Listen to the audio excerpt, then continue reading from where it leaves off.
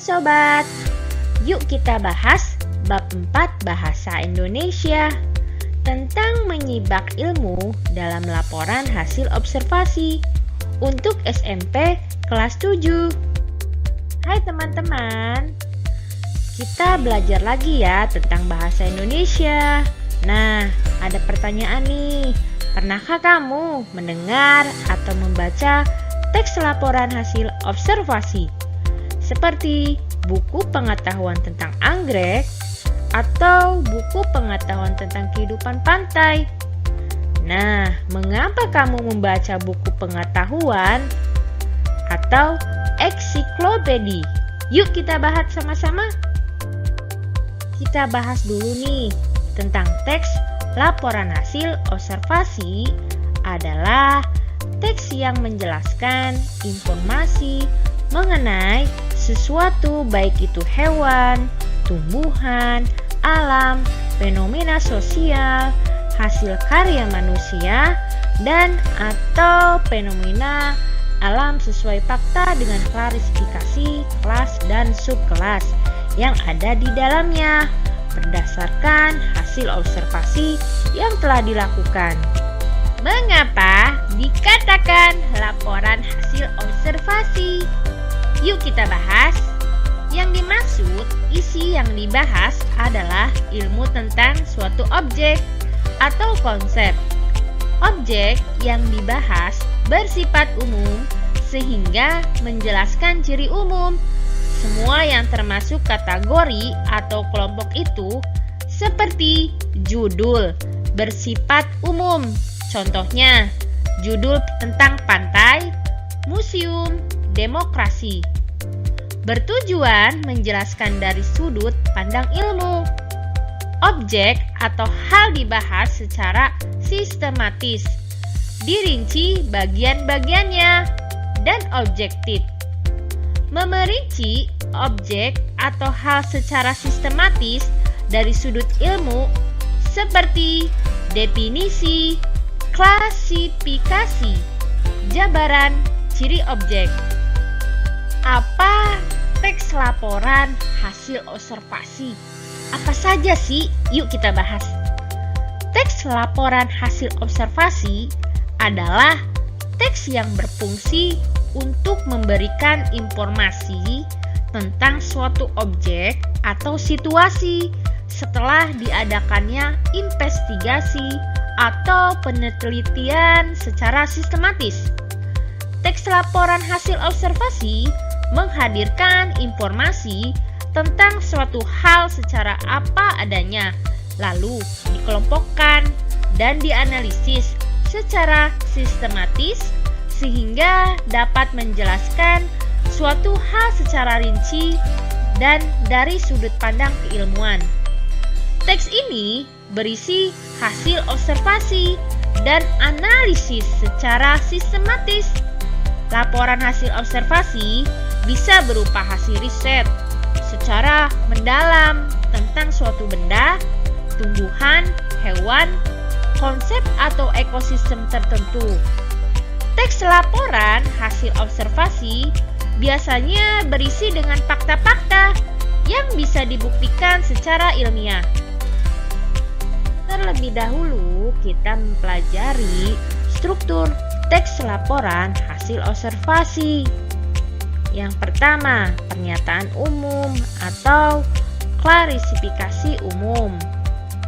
Nah, pernyataan umum berisi informasi umum seperti nama Latin, asal-usul, kelas, informasi, tambahan tentang hal yang dilaporkan.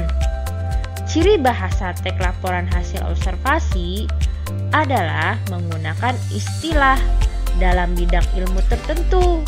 Definisi menggunakan adalah merupakan penggunaan kata yang sebagai pembeda pada kalimat definisi. Yang kedua, deskripsi bagian berisi perincian bagian-bagian hal yang dilaporkan. Kalau binatang mencakup ciri fisik, habitat, makanan, perilaku.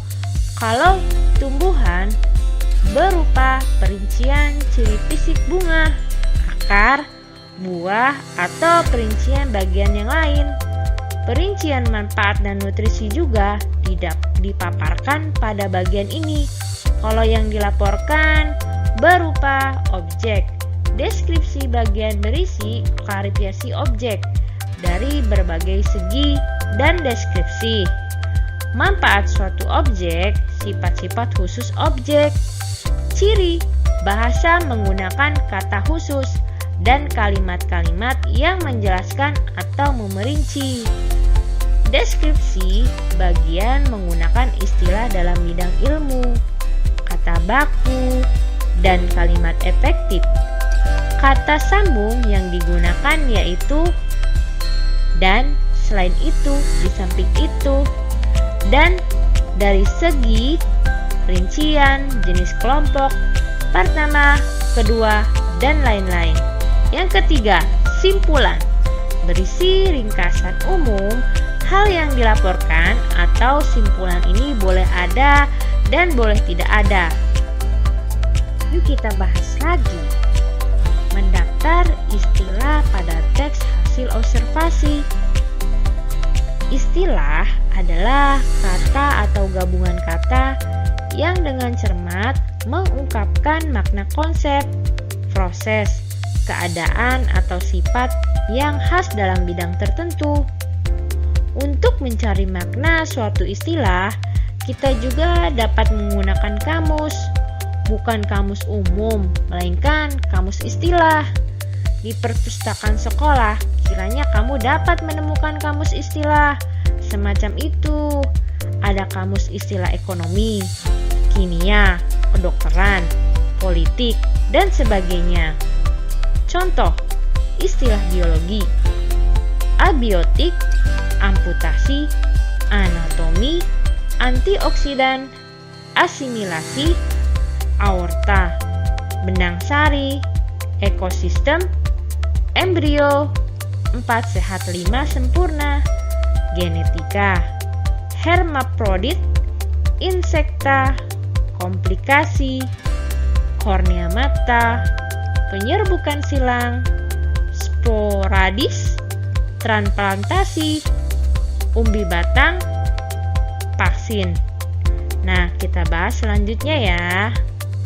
Yuk kita bahas istilah-istilah apa saja yang ada dan yang kita ketahui.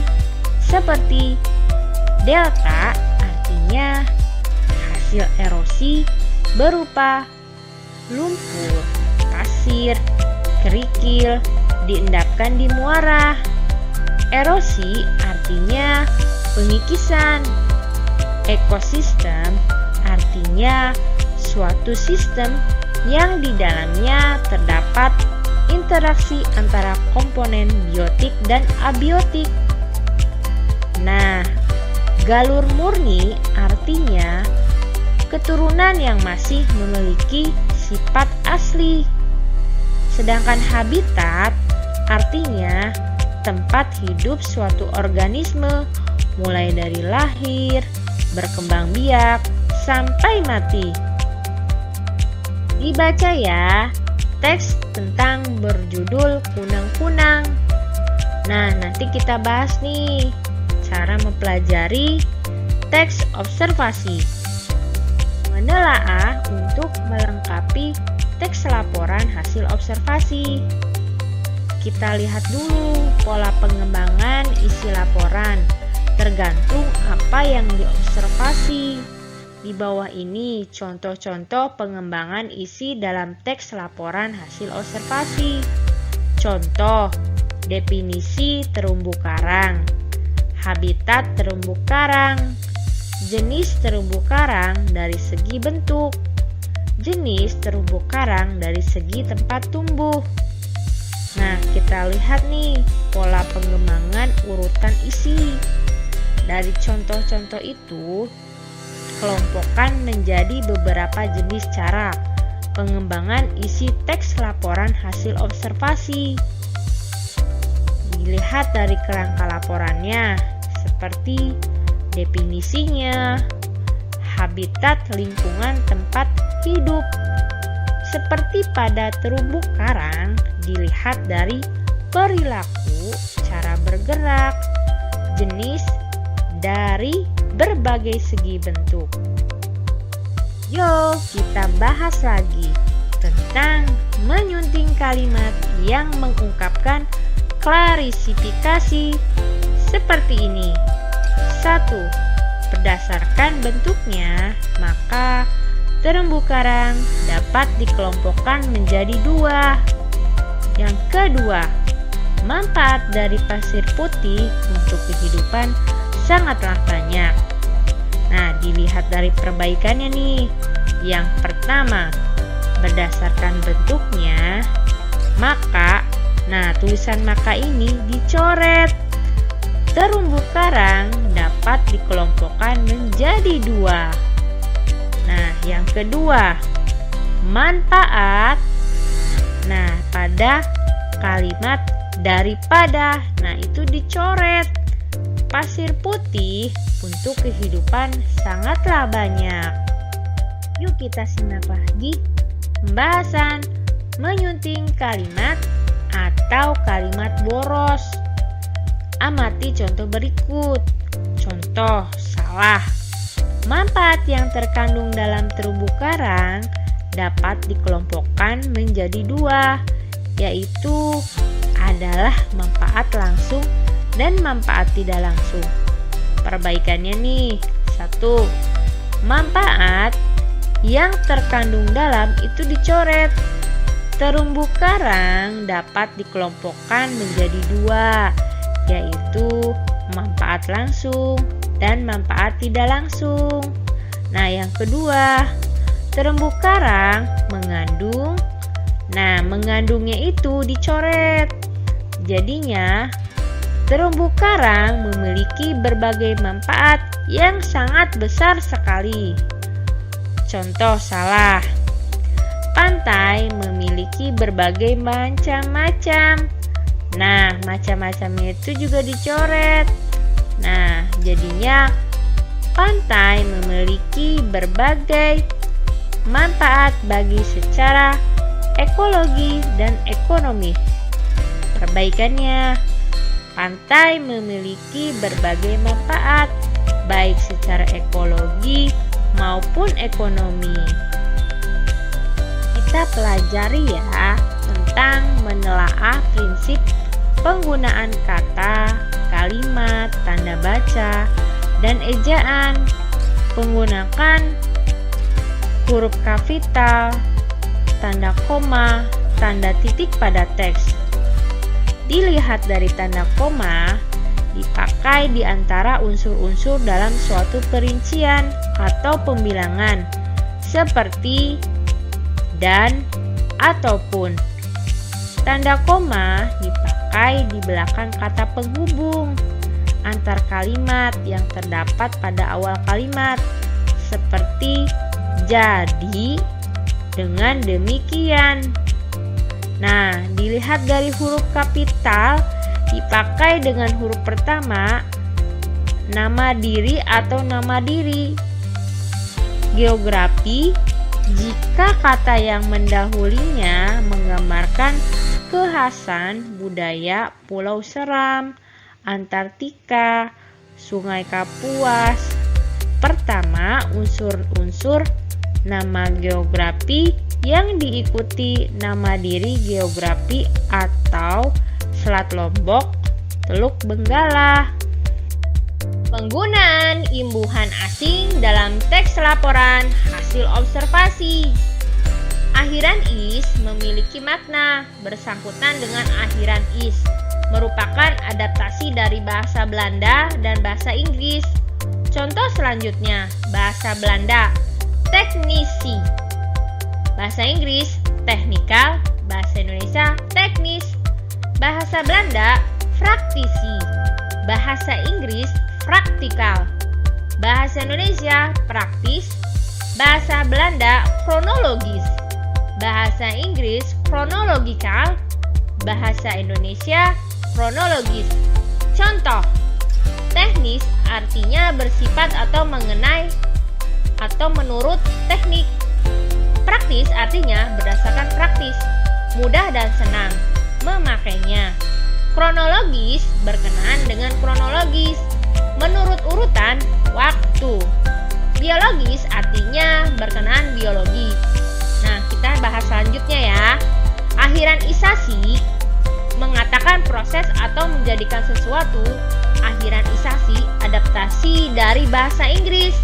Contoh selanjutnya, bahasa Belanda spesialisasi, bahasa Inggris specialization, bahasa Indonesia spesialisasi. Bahasa Belanda globalisasi, bahasa Inggris globalization, bahasa Indonesia globalisasi. Bahasa Belanda naturalisasi, bahasa Inggris naturalization, bahasa Indonesia naturalisasi. Penggunaan imbuhan asing dalam teks laporan hasil observasi. Awalan asing banyak digunakan pada istilah-istilah bahasa Indonesia, terutama laporan hasil observasi atau kajian pengetahuan. Kata yang menggunakan awalan asing dicontohkan seperti berikut. Contoh nih, antioksidan, anti komunis, anti klimaks, anti karat, artinya melawan atau bertentangan dengan. Dilihat dari bi, misalnya pada bilateral, bilingual, biconvex, awalan ini artinya dua. Dilihat dari huruf D, seperti pada dehidrasi, devaluasi, dehumanisasi, deregulasi, awalan ini artinya meniadakan atau menghilangkan. Ekstra seperti pada ekstrakurikuler, ekstra linguistik. Kadang juga dipakai pada kata-kata bahasa Indonesia sendiri. Contoh, ekstra ketat, ekstra hati-hati, awalan ini artinya tambah, di luar, atau sangat. Hiper misalnya pada hipertensi, hipersensitif, awalan ini artinya lebih atau sangat. Nah, dilihat dari huruf in, misalnya pada kata inkonvensional, inaktif, ilegal, awalan ini artinya tidak. Nah, dilihat lagi nih, IPRA misalnya pada infrastruktur, inframerah, infrasonik, awalan ini artinya di tengah. Yuk kita bahas apa yang dimaksud kata tidak baku. Kata tidak baku disebabkan oleh penulisan yang tidak sesuai dengan kaidah penyerapan, tidak sesuai dengan kaidah tata bentukan dan kosakata daerah. Contoh, ngumpulkan, ngelihat, ambilin, itu termasuk tidak baku. Mengumpulkan, melihat, ambilkan, itu termasuk baku. Contoh lain, mempengaruhi, itu tidak termasuk tidak baku. Memengaruhi, nah itu termasuk baku. Merubah, itu termasuk tidak baku. Mengubah, itu termasuk baku. Hipotesa, analisa, itu termasuk tidak baku. Nah, hipotesis, analisis, nah itu termasuk baku. Kita bahas ya, ada istilah lain dari istilah baku dan tidak baku. Kita lihat nih, pada kalimat analisis itu termasuk baku. Tidak bakunya yaitu analisa. Pada kalimat inframerah itu termasuk baku. Nah, yang tidak bakunya inframerah. Itu dipisah, infra baru merah. Itu masuk tidak baku. Nah, untuk kalimat antioksidan ini termasuk baku. Kalau yang Antioksida bakunya dipisah, antioksidan. Nah, mudah-mudahan kalian mengerti ya teman-teman. Kita bahas selanjutnya teman. Apa yang dimaksud pengertian kalimat efektif? Kalimat efektif adalah kalimat yang menggunakan kaidah atau struktur bahasa Indonesia dan pilihan kata baku. Ketidakefektifan kalimat dapat membuat pesan yang disampaikan pembicara atau penulis tidak sampai, sehingga akan beda maknanya saat ditangkap oleh pendengar atau pembicara. Yuk, kita lanjut lagi. Kita kenal dulu yang dimaksud unsur-unsur kalimat efektif. Sebuah kalimat dinyatakan efektif bila mengandung beberapa ciri khas, yaitu kesepadanan struktur, keparalelan bentuk, ketegasan makna, kehematan kata, kecermatan penalaran, kepaduan gagasan, dan kelogisan bahasa. Yang dimaksud keparelan adalah kesamaan bentuk kata yang digunakan dalam kalimat itu. Artinya, jika bentuk pertama menggunakan nomina, maka bentuk kedua dan selanjutnya juga menggunakan nomina. Begitupun dengan verba. Contoh, hutan bakau dikelompokkan berdasarkan pembentukan, pasang surutnya air, dan cara memanfaatkan. Nah, ini termasuk kurang paralel. Nah, kita lanjut nih. Hutan bakau dikelompokkan berdasarkan pembentukan, pasang surutnya air, dan cara pemanfaatan. Nah, ini termasuk paralel. Yang membedakan yaitu kata me dan pe. Nah, kita lanjut lagi nih. Hutan bakau memiliki beberapa manfaat. Yang pertama, melindungi pantai dari abrasi. Kedua, perlindungan organisme laut. Ketiga, perbaikan ekosistem pantai di sekitar hutan bakau. Nah, ini termasuk kurang paralel. Nah, kita lihat lagi nih kalimat berikutnya yang termasuk paralel. Hutan bakau memiliki beberapa manfaat. Yang pertama, melindungi pantai dari abrasi. Yang kedua, melindungi organisme laut dan memperbaiki ekosistem pantai. Nah, ini termasuk paralel. Ya, dimasuknya paralel ini yang membedakan adalah nomina dan bentuknya. Sudah mengerti ya teman-teman? Hai teman-teman, kita bahas selanjutnya prinsip kehematan dalam penggunaan kalimat kehematan.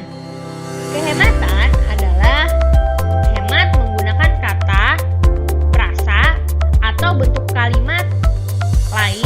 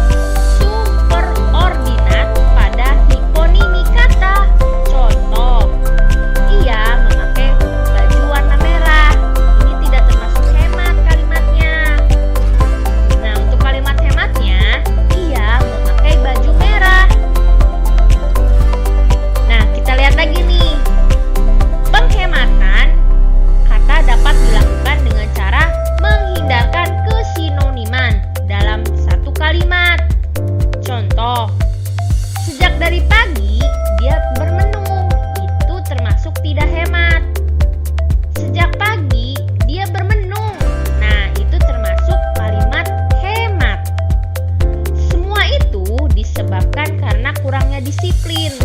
Nah, itu termasuk kalimat tidak hemat. Nah, untuk kalimat hematnya, semua itu disebabkan kurangnya disiplin.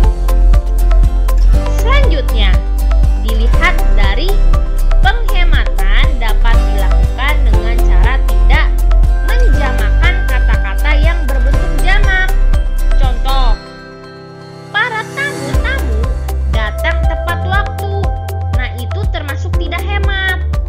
Nah, kalimat hematnya, para tamu datang tepat waktu. Kita bahas selanjutnya, kecermatan.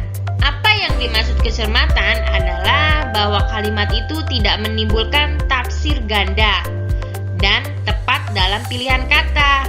Contoh, mahasiswa perguruan tinggi yang terkenal itu menerima hadiah. Nah, ini termasuk salah. Mahasiswa perguruan tinggi terkenal itu menerima hadiah. Nah, ini termasuk benar. Nah, kita cermati lagi selanjutnya. Kalau kurang mengerti, kita bahas lagi ya teman-teman. Hai teman-teman, thanks for watching Kibo Kajoku.